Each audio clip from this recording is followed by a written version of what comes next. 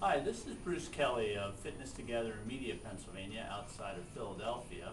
You can visit us on the web at www.ftswarthmore.com, where you could subscribe to our blog or our newsletter, our email newsletter, which comes out once a week. So today we're going to talk about bad exercises. So generally speaking, there aren't too many of those. It's just exercises done poorly. For example, a lot of so-called experts will say that squats are bad for you. No, squats aren't bad for you. Bad squatting is bad for you, and a lot of people don't know how to squat. So now that we've got that myth out of the way, we are going to talk about some exercises that are going to be problematic, if not something to be avoided at all costs.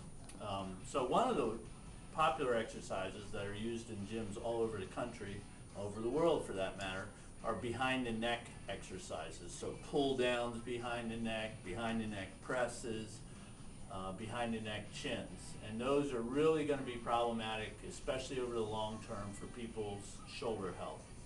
So we don't use those with any of our clients. There are lots of other ways to get the same bang for your buck. The risk to reward ratio just is not worth it. So we avoid behind the neck exercises at all costs. There is no added benefit to doing them.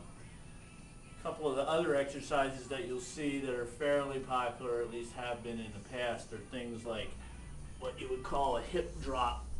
And there's all kinds of versions of these, bent knee, straight leg, etc., where essentially somebody drops their knees, or they could do this straight-legged and do the same thing. The problem is it's contrary to the way the body is meant to move, because you're not supposed to get rotation from your lumbar spine, at least not that much. 12, 14 degrees max in the whole lumbar area. Here you're fixing your T-spine, your thoracic spine, and trying to rotate your lumbar and your hips off of a fixed T-spine. Not a good idea. Another one is actually kind of the reverse of that. These are called scorpions, where you're trying to touch your heel to your opposite hand. Same idea, only you're prone instead of supine. Your torso, your T-spine is fixed, and you're trying to rotate or get rotation through your lumbar. Not a good idea. Don't like to do those. Yet another one are inchworms. We used to do these, quite frankly. A lot of people did, but it's very hard unless you have, really long arms and short legs, long torso, short legs, like Michael Phelps, to be able to do those without having spinal flexion, especially at the top of the movement. So we're not doing those anymore. You live and you learn. And finally, another one that some people like to do is what are called leg cradles, where somebody is doing a marching pattern and trying to cradle their foot, their leg, in their arms.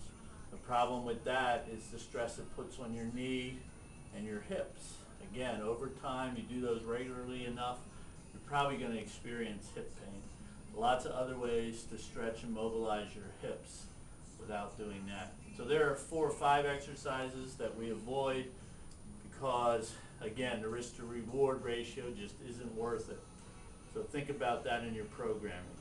So until next time, this is Bruce Kelly from Fitness Together Media. Train hard and train smart.